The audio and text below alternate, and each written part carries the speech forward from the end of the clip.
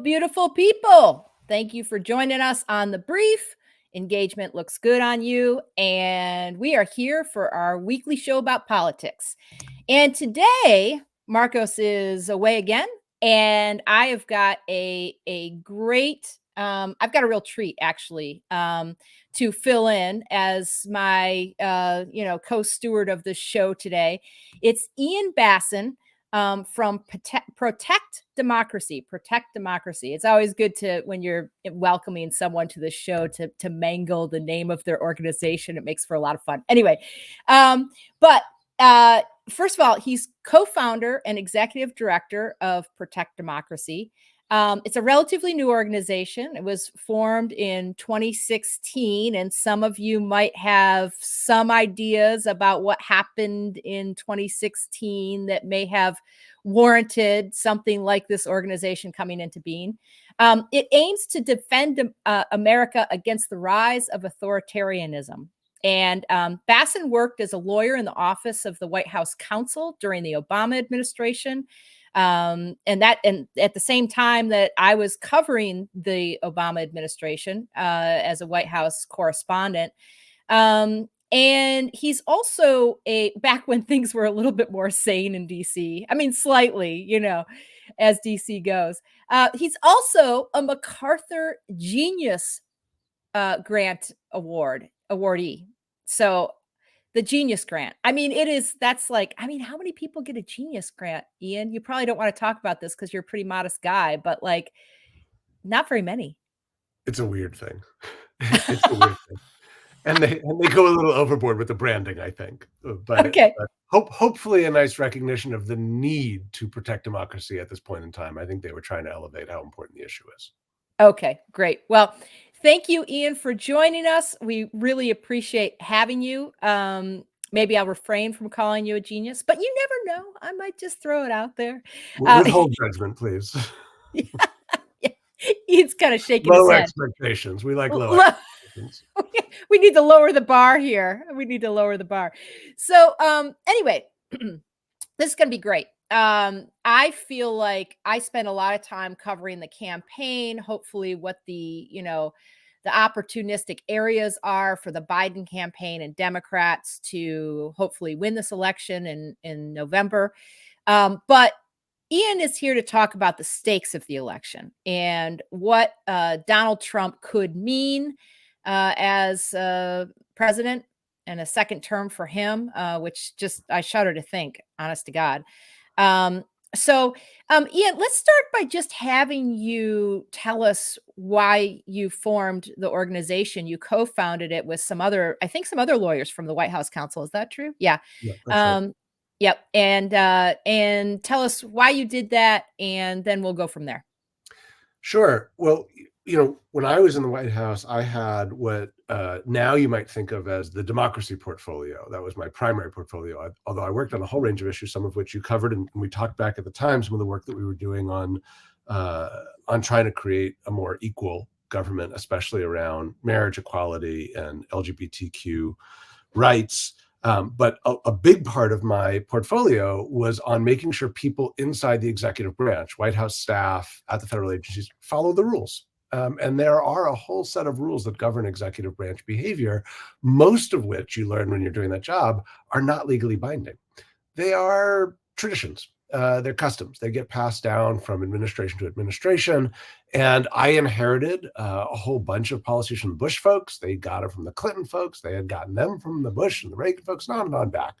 And essentially, these rules, these informal practices, are the things that help protect our liberal democratic form of government. And I'm going to use that word liberal today, not in the way it's colloquially used in American political press to mean left-leaning, but in more of the political science meaning of sort of Enlightenment liberalism, of a system of government that has rule of law, checks and balances, the protection of individual rights, even while electing its representatives by majority rule. And, having spent time deeply with those rules that govern executive branch behavior and realizing how fragile they are because they are fundamentally voluntary.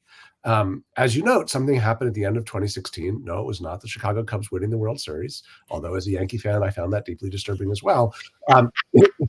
It was the election of a president who was unlike, and I think this has been borne out over the last 8 years, unlike presidents of either party in the modern era. I think, and I'm confident in saying this, had anyone been elected in 2016 from Bernie Sanders to Ted Cruz, other than the person who was elected, we would not exist as an organization called Protect Democracy, because as wildly different as Bernie Sanders and Ted Cruz are, and boy, are they different when it comes to their policy preferences, their views about America, their views about constitutional interpretation, I think it's safe to say that neither of them would take the oath of office with their fingers crossed behind their back. They fundamentally believe in the idea of a constitutional form of government, the American constitutional form of government, even if they have very, very different ideas of what that looks like, what that means, how to understand it, how to interpret it. But the person who was elected in 2016 doesn't share that view, is fundamentally not someone who believes in our constitutional form of government or even liberal democracy at all as a form of government.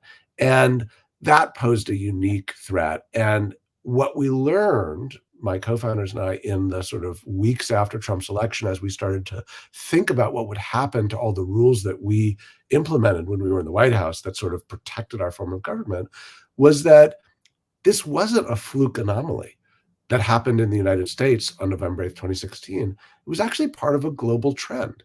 And if you zoom out and look at what's been happening around the world in the 21st century, what you see is that democracy has really been on the wane, and that in its place, a new form of government, what political scientists have called competitive authoritarianism or hybrid authoritarianism or populist authoritarianism, has really been rising around the world. And it's a form of government that maintains the veneer of democracy, right? Russia holds elections. People vote, right? Yeah. I mean, it may not mean anything, but they but it get really, to go and cast the ballot. There's no question who's going to win the next Russian election, right? These are not free and fair elections. And then once these people are in power, Putin, Erdogan in Turkey, Orban in Hungary, the checks on them are not really sufficient and are not accountable enough to create a really liberal democratic form of government. These are authoritarian forms of government where the leader has, virtually absolute power with very limited checks. And it was in that global environment that our 2016 election put in power in the United States someone who openly admires that form of government, right? Sure. And so we formed an organization recognizing that the US was in danger of following the rest of the globe down that more authoritarian path and wanting to stop it. Sure. Let me go ahead and give you a break there. I'll step in and I'll just say, I think one of the things, I mean, we're going to talk, I think a little bit later, we'll touch on some of the, failures of the mainstream press to sort of educate people about what could happen, or what I view as failures. I mean, there are some successes too. It's not perfect, but I think that they could be doing a better job, let's say. But I do think one of the realizations that is really hitting people now is that the adults in the room, or the quote unquote adults in the room, who to me weren't adult enough in a lot of cases, but the adults in the room during the, the 2016 or the first, I don't even want to say first, during Trump's presidency, let's put it that way, and just assume that there won't be another one. But during Trump's presidency, they wouldn't be there in a potential second term. And what you're talking about is these norms that have existed for centuries now, or at least I don't know exactly how far they go back, but they've been handed down from administration to administration for at least in modern history, like the way we understood before 2016 the American democracy to operate and government to operate, right? And while Trump, I don't think he really understood yet how he could work the levers of government in a way that he wanted to. There were a fair amount of people around who were still functioning under these norms, these precepts, these ideas that you're talking about. And I do think one of the things that people are getting around to is that's all going to be gone if he was in a second term. There's not gonna be any norms that he feels he's not gonna feel like I mean, you listen to him.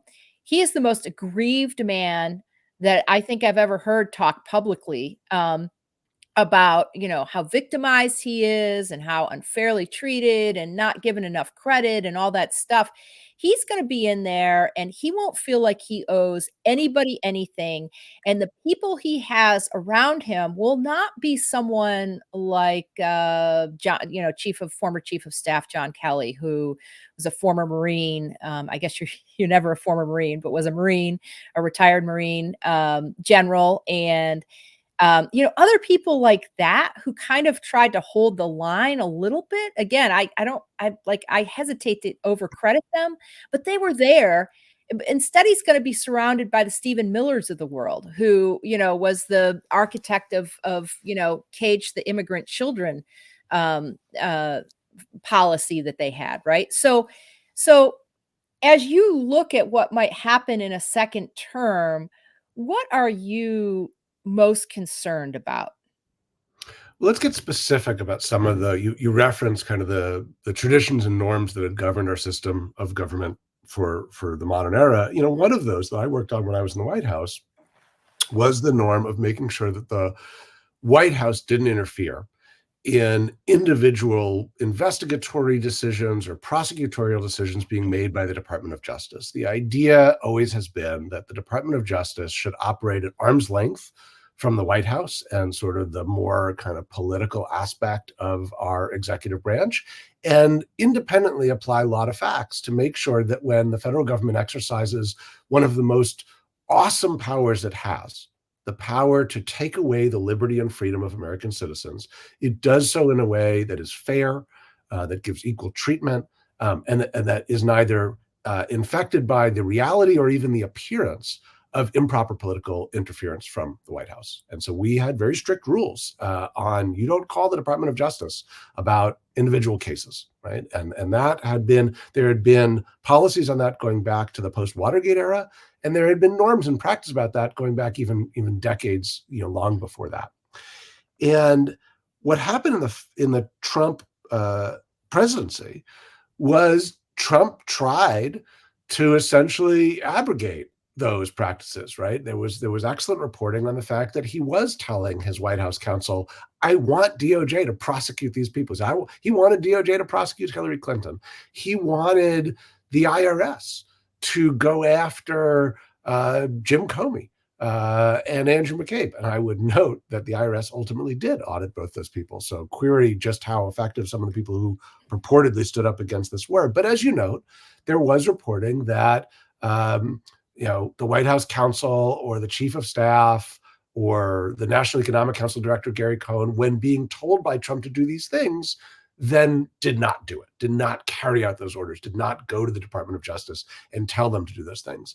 And so at least we understand that to some, and I want to say kind of maybe to a minimal degree, Trump was unable to directly order all of those things to happen. Although again, some of them still happened, right? Comey and McCabe both coincidentally were audited, and statisticians have said the odds of that happening are astronomical. The antitrust division at the Department of Justice did change its policies in order to bring an antitrust action against AT&T and Time Warner after Trump on the campaign trail had threatened that if elected, he would do that because he didn't like CNN, and those were CNN's parent companies merging.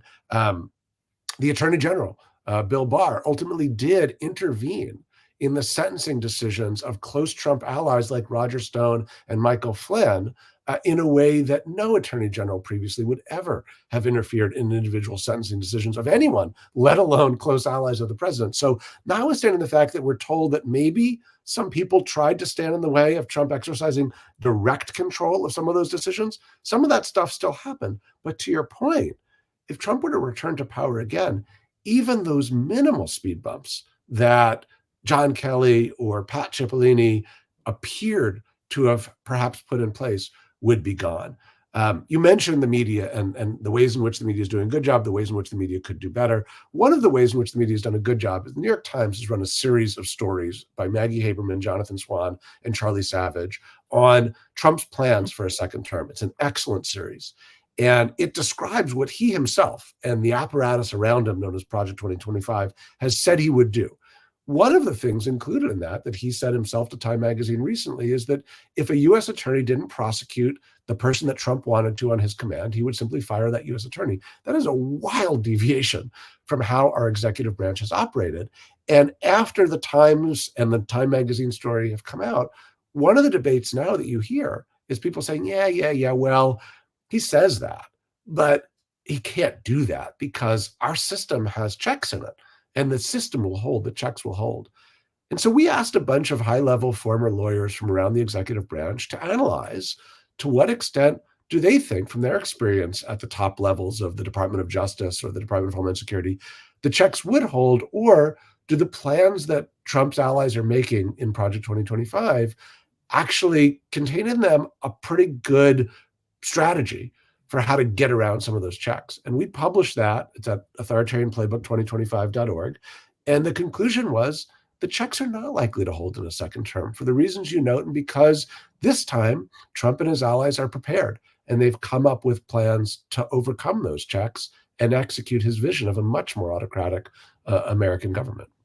Yeah, and to your point too, there was a lot. I think it's hard to connect the dots, right? There's been so much, sort of in the minutia, where what feels like the minutia to a lot of people. A lot of people, like, I've got kids. You get trying to do your things and, get the activities going and have the schooling and all this stuff. And it's hard, this is my day job, but like, it's hard for people while they're doing all those other things to sort of incorporate everything. But I'm trying to think. I can't even remember. There were a couple of U.S. attorneys who actually, if I remember, resigned rather than do things that they were being told to do. So it's not as if he wasn't, already asserting influence. Obviously Bill Barr himself sort of, stepped all over the Mueller investigation and, into the Russian ties to Trump's campaign. And sort of, it seems like constrained where Mueller could go. Robert Mueller, the special counsel, could go with that investigation. But also then when the report came out, essentially painted it as a nothing burger before it came out. So it could, so Trump could kind of declare victory and say they hadn't done it, they hadn't found anything. So these things actually were, this influence that he would, I think, exert in a really unrestrained way in a second term were things that he was doing that were perhaps constrained somewhat in the first term. But I mean, it's a point you're making, but I just wanted to, like, there are a few things, and maybe you can bring up, you can build on them, but there were a few things that came up where it was really clear. Oh, and who was the attorney? One of the U.S. attorneys, starts with a B. You probably know him. He was in New York. I think he was in, the Southern District, right? We later find out that he was being pressured to do things, and I can't remember exactly what they were. It's all a haze to me. You know what I mean? Yeah, I mean, look, I think the big picture here is countries that go down the road of becoming more autocratic or authoritarianism, typically the population doesn't think that's going to happen, right? If you look historically at the worst instances of tyrannical dictatorial governments, it often wasn't the fact that the people voluntarily said, yes, thank you, I'll take that, right? In Germany, just to cite the most canonical example of it in the 1930s, it was, the sort of more mainstream center-right government that was in power that viewed the rising popular demagogue as essentially a buffoon who still had a base that was energetic and supportive, although by no means a majority, right? The Nazi Party never won a majority in German elections. And the governing center-right coalition felt that they could harness the energy that this far-right party was generating and Sounds ride it to familiar? power. And then once it was in power, they would sideline the buffoonish leader that they thought they could sort of control. And of course, tragically, that's not what happened. It turned out the leader was not buffoonish when it came to taking over the government and building it into the image he had of a more fascist state. So it's just an example of nobody ever thinks, typically, they don't think that they're going to be turning over their government to something more authoritarian or tyrannical. It's miscalculations. And frankly, often it's the assumption that it can't happen here. That Right. actually is what allows it to happen. And so, in addition to sort of the nuts and bolts of looking at exactly how, in a second Trump term, the plans that he's laying out could and we think would come to fruition without the checks being sufficient to stand in the way, I think it's worth all of us having a degree of humility about the fact that if we really think it can never happen here, that is almost the recipe for how it can.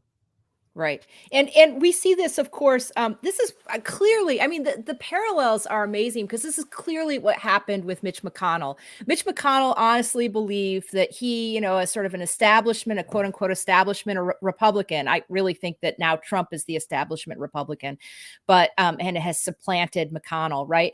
But like that he was going to control Trump. He was going to get his, McConnell was going to get his tax cuts, use Trump to get his tax cuts. He was going to use Trump to get the, Supreme Court appointees that he wanted.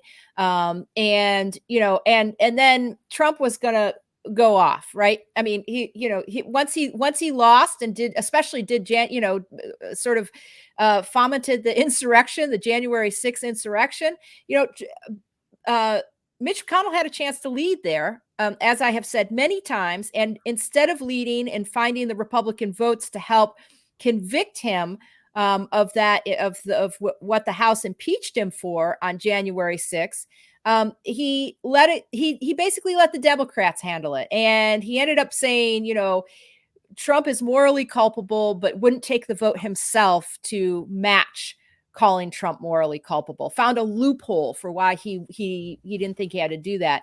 And I could spend a lot of time on Mitch McConnell because he is just, he at one point called in some reporting by I think Robert Costa and Bob Woodward had referred to Trump as a fading brand after the 2020 election. And now, who is clearly the fading brand is clearly Mitch McConnell. So, but let's jump real quick.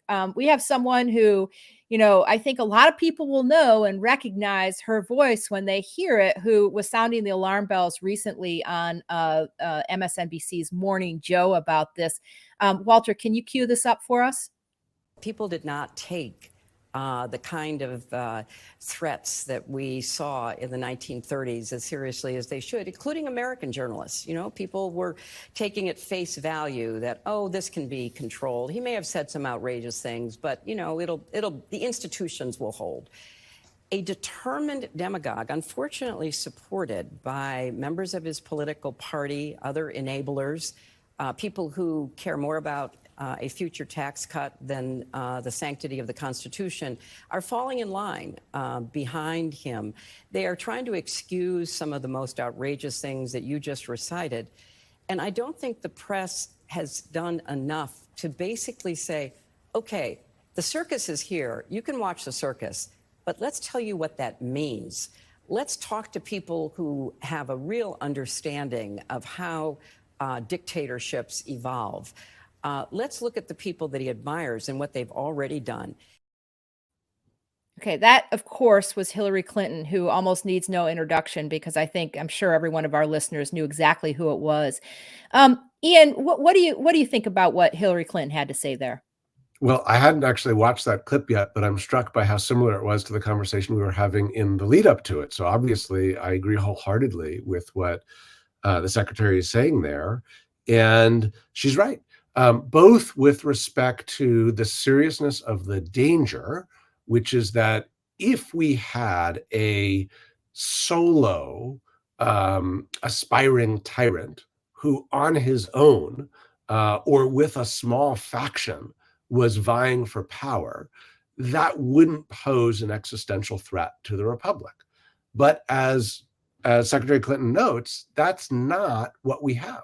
We have a situation in which that leader and his most mobilized base and faction have captured one of our two major political parties almost entirely.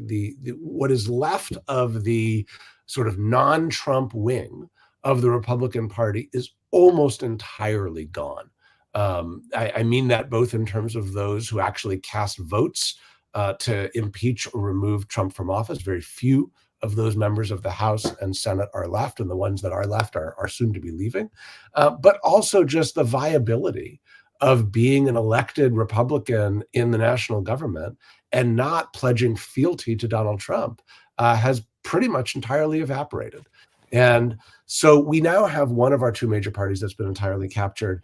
And moreover, other institutions that are not stepping up enough, and this is the second part of what Secretary Clinton was talking about, to play the role they're supposed to play as a bulwark against the decline of our republic into something more authoritarian. So, and when that happens, that's when the real red alarm starts going off that we are in extreme danger as a democracy. So to what Secretary Clinton was alluding to at the end there about the role of the media, let's be clear. There's been an enormous amount of exceptional reporting and media work done during the Trump era. I referenced some of it earlier. And also at the same time, it is true that the media hasn't done everything it needs to do to play the role the fourth estate is supposed to play in a healthy democracy. And let's just take one recent example. There was a poll that came out recently talking about the fact that right now, Americans disproportionately give credit to Donald Trump for improving the state of American infrastructure over Joe Biden. I wrote this up, by the way. So if you want to head to the Daily Kos website and check my biography out, then you can see it there. But please go ahead. Yes, it's an incredible finding because, as has been pointed out, and you probably cover this in your piece, during Trump's term in office, he repeatedly tried to pass a national infrastructure bill and failed, to the point that it became a national joke where he would name it Infrastructure Week something like 9, 10, 12 times and never actually get it done. In contrast, Joe Biden helped assemble a massive bipartisan infrastructure bill that passed and is reinvesting in American infrastructure at a rate that we haven't seen since the Eisenhower administration. The facts are clear. One of these two people got it done, the other one didn't, and the American people are completely flipped in terms of who they credit for supporting it. Well, how could that happen? The answer is, in a self-governing democracy like the United States, the way that the American people are supposed to understand what's happening in government, the way the founders imagined that the American people would understand what's happening so that they could self-govern, so that they could cast votes, was through the fourth estate. That was the way. The media's job is to translate this information to the American people. And if what the American people understand is so diametrically opposed from actual reality, then the media has failed. And I hope that the leading executives of American media saw that poll, and there's others like it, it is not an outlier, and begin to convene meetings of their senior leadership and ask the question of, how did this happen? And what do we need to do to fix it? Because in any other industry, if the fundamental thing that you are trying to achieve fails that miserably, you will need to examine what's going wrong and fix it, or you should go out of business. And right now, the media is not being self-reflective enough. And just to touch on this a bit more, and maybe this is something you've looked at as well, there's been a lot of discussion recently about an interview that Ben Smith of Semaphore did with Joe Kahn, the executive editor of the New York Times. And I normally think that Ben Smith is terrific, and I'm a big fan of Ben's. I was wildly disappointed with the interview because Ben starts the interview with a ridiculous straw person argument that nobody is making, right? Ben starts the interview by saying to Joe Kahn that people are suggesting that, and he cited Dan Pfeiffer, who I don't think actually said this, people are suggesting that the problem with the New York Times is it should be on Joe Biden's team and it should be helping Joe Biden win and should basically function as sort of a campaign arm for Joe Biden. What do you think of that? Well, That's not the argument or the criticism. And it's disappointing that that's the way that conversation was framed, because that's not asking Joe Kahn to wrestle honestly with the more accurate and important and nuanced critique that's being made, which is that the media is failing to help the American people be able to tell the difference between the various actors on the political stage. And I think importantly, that in the choices outlets like the New York Times and others are making about what to cover and how much attention to give it, it is giving disproportionate attention to things that are not fundamentally at the core of our system of government, and is not giving nearly enough attention or alarm to the things that are existential threats to it. And that is the question: is how is it making those choices, and is it failing to make choices that would inform people enough of what's actually happening at a level that would give those of us who have the responsibility of self-governing the tools we need to continue this experiment in self-government. That's the critique, and I Sure. haven't an honest response from it from Joe Kahn or others in positions like his. Sure. Yeah. And I agree with that. And that's essentially what Hillary Clinton was saying, what Secretary Clinton was saying was people are covering the circus, right? But they're covering the trial and whatever, but they're not covering they're not covering what I think New York University journalism professor Jay Rosen calls the stakes, right? They're not covering what you're talking about as the stakes of if Trump wins. And, it's not just the stakes, it's also the level of attention given to it. So another example, right? Robert Hur puts out a report suggesting that Joe Biden was old, came across as deeply old in his interviews. And the New York Times threw an insane amount of resources at covering that story. I mean, I don't have the numbers at hand, but you're talking about, 6, 7, 8, 9 pieces in the opinion section, 10, 12, 14 authors writing different pieces in the news section for days on end. Donald Trump gives an interview to Time magazine in which he basically says, yes, I'm talking about being a dictator for a day. And you know what? I think the American people kind of like it. And the Times doesn't give nearly the same level of attention to it. And the question is, which of those underlying news stories is more important for preserving our experiment in self-government? That Joe Biden was called old in a report, right? Valid story, totally valid. Or that Trump says, hey, I think people kind of want a dictatorship and I'm going to deliver it to them. I'm paraphrasing, but that's generally what he said on a number of occasions.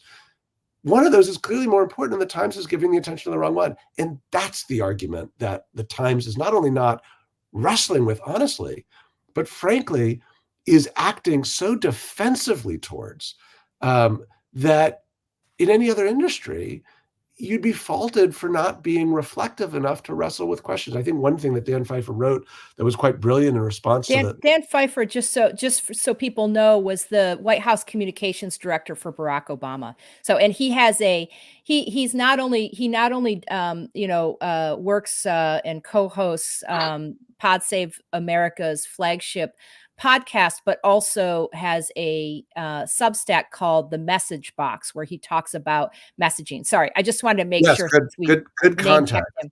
Yeah.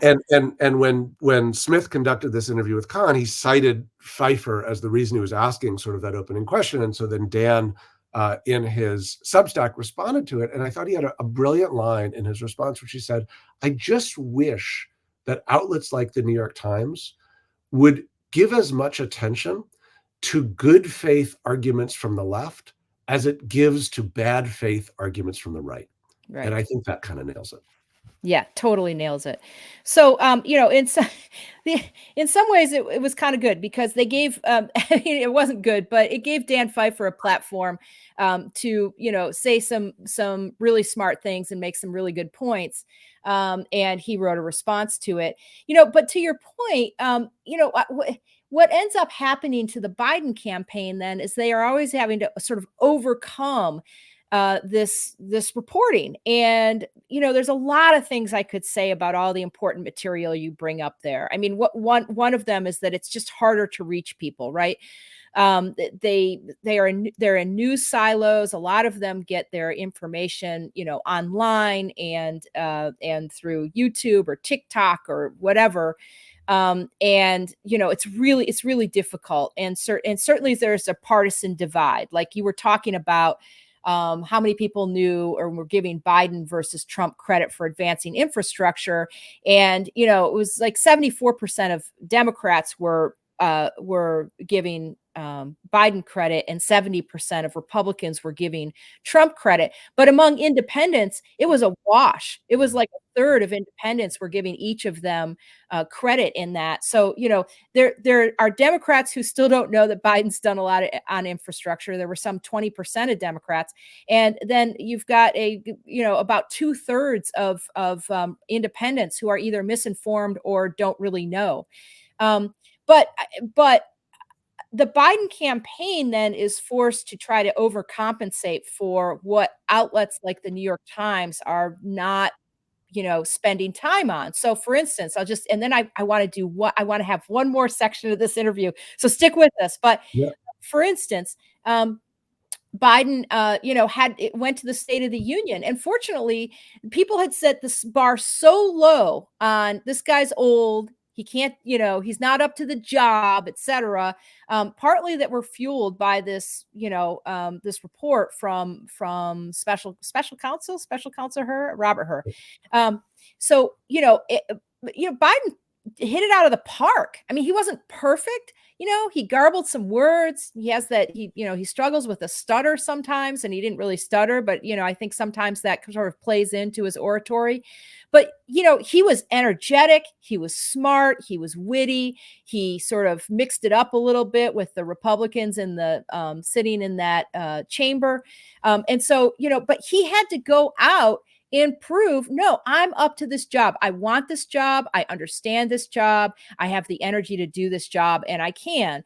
And fortunately, it was a really, really good State of the Union address, but he came in there with the baggage of, this is what this is what I have to combat, right? Is this idea that I'm too old, I can't do it, I don't know what I'm doing. That is, taken to a just extreme extent on places like Fox News. The other thing he's doing is, you'll notice that like on bridges and roads and all that stuff, the infrastructure stuff, he's doing these events, and he's taken much harder edge against Donald Trump while he's he's throwing in some jabs at Donald Trump while he's doing these press conferences and these events touting these infrastructure investments. And, he kind of has to, because he doesn't get covered unless he takes a shot at Donald Trump while he's doing these events. And I don't think it's actually where Biden's heart lies, but I think he realizes, based on polls like the one we were just discussing, that if he wants to get credit, he's got to get coverage. And part of getting coverage is playing the game of, I'm going to make some comments, some, sort of edgy comments against Donald Trump while I'm doing this in order to get that coverage. So I'm going to move us on. I want to do one last thing. There was this really interesting article in the New Yorker this week, and we'll spend 5 minutes on this and then we'll be out. But about you guys bringing defamation lawsuits as sort of an innovative way to help, curb disinformation, right-wing disinformation. You can correct me if I don't have this right, but you brought defamation lawsuits against Rudy Giuliani, against Carrie Lake, against Project Veritas, I think. And I think, one of the framing of the New Yorker was, the lawyers that protect democracy have brought defamation lawsuits against these folks, hoping to limit the spread of disinformation. Others worry that their efforts could impinge on freedom of speech. If you would just tell us a little bit about this, it's sort of a new angle I think you guys have, why you're doing it, and how it's going. Sure. So here's the thing about it, and this goes to the point that you were just making about, if you want to get if you want media to cover stuff, it has to something about it has to be sort of wild enough to cover. And so there's this notion in coverage of what we're doing that it's innovative. I appreciate the sentiment, but it's actually not. It's actually as old as sort of our legal system is the notion that if don't Don't tell anybody, Ian, don't tell the reporters it's not new. You tell the reporters that no one has ever done defamation lawsuits. Just so tell them right. that. So right, it's really innovative. It's really innovative. But truth be told, it's not. We have defamation law, libel law has been a part of American law since our founding, and before that, it dates back to the English common law from which our law was derived.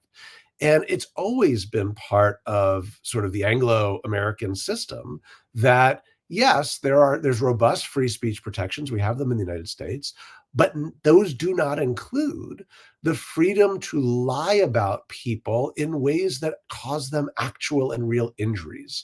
That is not protected speech. And it has been actionable under libel and defamation law for as long as this country has existed. So all we have been doing is applying that law, because what's happening right now is we're living at a moment in which people are rampantly violating it left and right, shamelessly.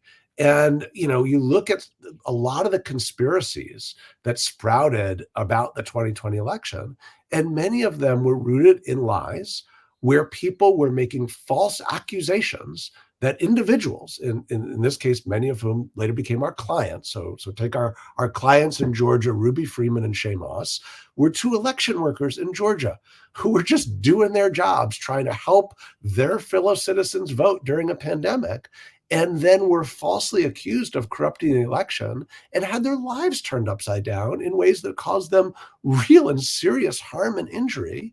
And even after they were exonerated from these false accusations by, the Republican-led elections administration office in the state of Georgia, the people who were falsely accusing of corrupting the election didn't stop. It was relentless.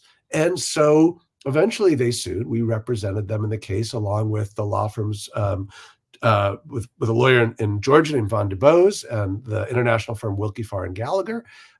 And we won that case and won a $148 million verdict against Rudy Giuliani because it was entirely clear that he had transgressed this area of our law and was liable. And the other cases we have so far, every attempt to have them dismissed has been defeated as well. And we represent a range of people. In Arizona, we represent the Republican elected head of elections in Maricopa County, a guy by the name of Steve Richer, who was also falsely accused of corrupting the 2022 election by Carrie Lake. And she refused to stop making those accusations. So he sued her as well.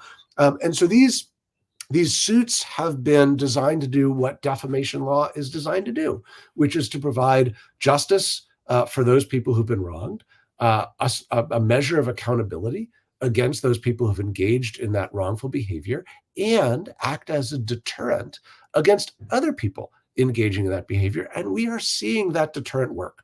We are seeing people out there be more careful about saying things that could be injurious lies. And we think that's a healthy contribution to protecting our information ecosystem, which, as we've talked about on this podcast so far, is an essential ingredient in having a healthy democracy. I'm really grateful for the excellent piece in the New Yorker. It cites these criticisms from some academics who say, well, there's some risk to free speech here. We don't buy that. We're not doing anything new and different here. And in most cases, there are pretty heightened protections on free speech and defamation law, particularly if the defendant is if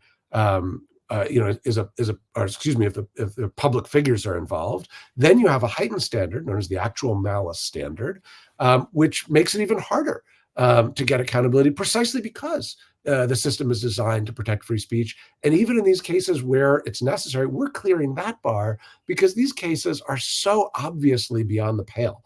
And so these are not close call cases where it's like, well, there's sort of free speech and, there's libel. These are clear cases. And that's why I think there's another piece in the New York Times that Jeremy Peters wrote saying that First Amendment scholars want us to win these cases because this is a real important marker on what the outer bounds of free speech are in this country. And they don't include knowingly or recklessly lying about people and causing them injury. And enforcing the law in that instance is just as important as enforcing traffic laws to make sure that pedestrians don't get hit by cars.